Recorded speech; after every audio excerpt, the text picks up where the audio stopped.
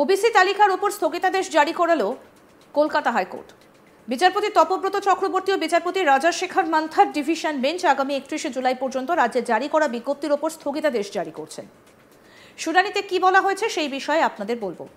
রাজ্যের advocate general কিশোর দত্ত জানান, কে অমল চন্দ্র দাস তিনি জনস্বার্থ মামলা দায়ের করে এইভাবে প্রক্রিয়াটাকে স্থগিত করতে পারেন না। রাজ্যের ক্ষেত্রে একাধিক সমস্যা হচ্ছে, কিভাবে কলেজগুলোতে ভর্তি চালু করা হবে। বিচারপতি রাজাশেখর মান্থা বলেন, ওবিসি সম্প্রদায়ের লাস্ট 10-15 বছরে আর্থিকভাবে কি উন্নতি হয়েছে কমিশনে সেটা যাচাই করতে হবে। অ্যাডভোকেট জেনারেল বলেন, মন্ত্রিসভার সিদ্ধান্ত নিয়ে যে তালিকা প্রকাশ করেছে তার সপক্ষে পর্যাপ্ত তথ্য নেই, আদালতও যেন সেই মনোভাব ব্যক্ত না করে। বিচারপতি তপব্রত চক্রবর্তী বলেন, আদালতের নির্দেশ ঠিকঠাক পালন করা হয়েছে কিনা সেটুকু জানান। শুনানি দীর্ঘায়িত করতে আদালতের সমস্যা হয়। এরপরে আইনজীবী কল্যাণ ব্যানার্জি বলেন, দয়া করে স্থগিতাদেশ জারি করবেন না, প্রক্রিয়াটা চলুক, আদালত সমস্ত কিছু খতিয়ে দেখুক, তারপর যদি মনে হয় তাহলে স্থগিতাদেশ দিক। মামলাকারীর তরফে আইনজীবী শ্রীরাম জানান, যে দ্রুততার সঙ্গে বিজ্ঞপ্তি জারি করা হয়েছে তাতে মনে হচ্ছে রাজ্য এই প্রক্রিয়া থেকে পালাতে চাইছে, এর সুদূর প্রসারী প্রভাবও রয়েছে। কি বলছেন আইনজীবী বিক্রম ব্যানার্জি, শুনবো। এটা এফেক্ট হচ্ছে হলো নিয়োগের ক্ষেত্রে প্লাস অ্যাডমিশনের ক্ষেত্রে এই নোটিফিকেশনগুলোর ওপরে স্টে হয়েছে, কিন্তু বেসিক্যালি নিয়োগ এবং অ্যাডমিশনের ওপরে কোর্ট কিন্তু কোনো স্টে অর্ডার দেয়নি। তার মানে যেটা দাঁড়াচ্ছে, যদি 2010 সালের আগে যে রোস্টারটা আছে সেই রোস্টারে যদি রাজ্য সরকার নিতে চায় অ্যাডমিশন বা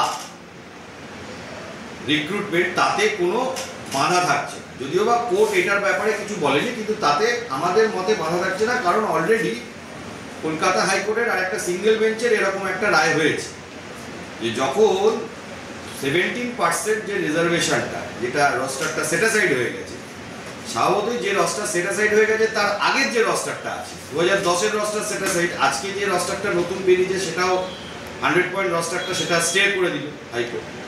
তাহলে আগের যে রোস্টারটা আছে আমার মতে, এবং এর আগে কলকাতা হাইকোর্টের সিঙ্গেল বেঞ্চের রায়ও আছে, তাতে করে সেই রোস্টারে যদি মনে করে অ্যাডমিশন নেবে বা রিক্রুটমেন্ট নেবে তাতে কোনো বাধা থাকছে না। কিন্তু এই নতুন রোস্টার বা নতুন যে নোটিফিকেশনস যেগুলো হয়েছে সেগুলোতে এখন রাজ্য সরকার নিতে পারবে।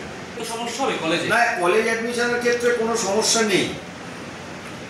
আমরা যেটা কোর্টের কাছে স্পষ্টত জানিয়েছি যে এই যে পুরনো ওবিসি লিস্টটাকেই আবার আমি ঢুকিয়ে দিলাম, যেটা আগের বার সার্ভে করতে অ্যাটলিস্ট 6 মাস সময় লেগেছিল, সেই 6 মাসের থেকেও কম সময়, প্রায় 1.5 মাসের সময়, আগেরবার 42টা কমিউনিটি হয়েছিল, 1.5 মাস সময়ের মধ্যে 140টা কমিউনিটিকে সার্ভে করে নিয়ে চলে আসা। এইটা আমাদের মতে সম্পূর্ণ বেআইনি, এবং এটাতে এই নোটিফিকেশনগুলোতে, আমি বারবারই বলছি, এই নোটিফিকেশনগুলোর ওপর বেস করে অ্যাডমিশন বা রিক্রুটমেন্ট হবে না। আমাদের প্রতিনিধি মানস নস্কর কি প্রতিবেদন তুলে ধরেছেন, শুনবো এবার। ওবিসি তালিকা নিয়ে রাজ্যের জারি করা বিজ্ঞপ্তির ওপরে স্থগিতাদেশ জারি করল কলকাতা হাইকোর্ট। বিচারপতি তপব্রত চক্রবর্তী ও বিচারপতি রাজাশেখর মান্থার বেঞ্চ রাজ্য সরকারকে নির্দেশ দিয়েছে, গত 8ই মে থেকে এখন পর্যন্ত যতগুলো বিজ্ঞপ্তি জারি করা হয়েছে ওবিসি সংক্রান্ত, ওবিসি সংরক্ষণ সংক্রান্ত সমস্ত বিজ্ঞপ্তির ওপরে স্থগিতাদেশ জারি করা হচ্ছে।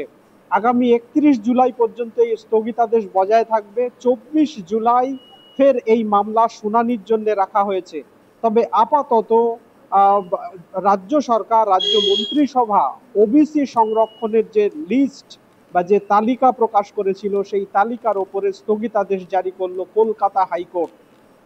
কলকাতা হাইকোর্টের তরফে যেটা 2 বিচারপতির বেঞ্চ জানিয়েছে যে কোথাও রাজ্য সরকার কলকাতা হাইকোর্ট যে নির্দেশ দিয়েছিল সেই নির্দেশ মেনে এই সার্ভে করা, সমীক্ষা করা থেকে শুরু করে লিস্ট প্রকাশ করার ব্যাপারে রাজ্য সরকারের খামতি রয়েছে।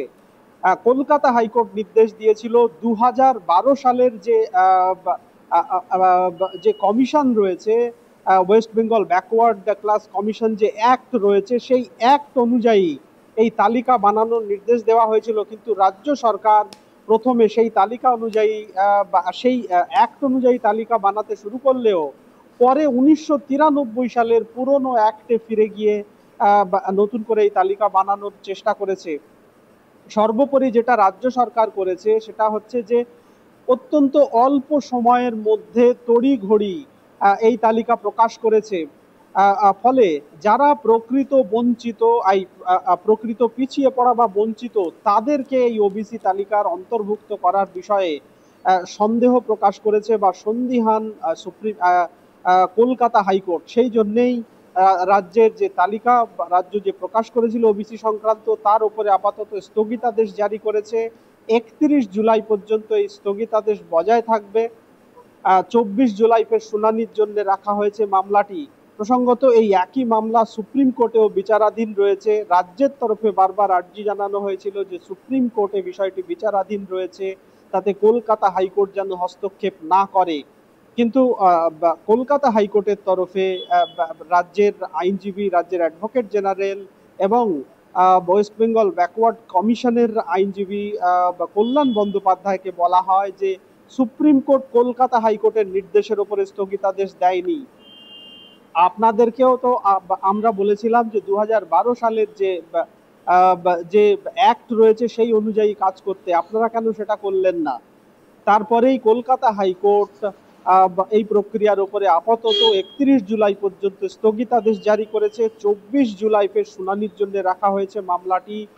আপাতত রাজ্য সরকার মোট 140টি সম্প্রদায়কে ওবিসি তালিকাভুক্ত করে একটি লিস্ট প্রকাশ করেছিল, কিন্তু কলকাতা হাইকোর্ট নির্দেশ দিয়েছে যে রাজ্য সরকার আগে যে 66টি সম্প্রদায়কে ওবিসি সম্প্রদায়ের অন্তর্ভুক্ত করে যে তালিকা তৈরির প্রচেষ্টা বা তালিকা তৈরির জন্য যে সার্ভে শুরু করেছিল, সেই 66টি সম্প্রদায়কে ধরেই এগোতে হবে। সেই 66টি সম্প্রদায় যেন কোনোভাবেই এই সমীক্ষায় বাদ না যায় সেটা দেখার নির্দেশ রাজ্য সরকারকে। এবং রাজ্য সরকার তড়িঘড়ি কোথাও যে একটা তাড়াহুড়ো করার প্রচেষ্টা করেছে সেই বিষয়টি মামলাকারীরা বারবার বলার চেষ্টা করেছিল এবং রাজ্য সরকার সেই তড়িঘড়ি করতে গিয়ে কোথাও যারা প্রকৃত বঞ্চিত বা যাদেরকে এই তালিকার অন্তর্ভুক্ত হওয়া উচিত তারা কোথাও বাদ যাচ্ছে।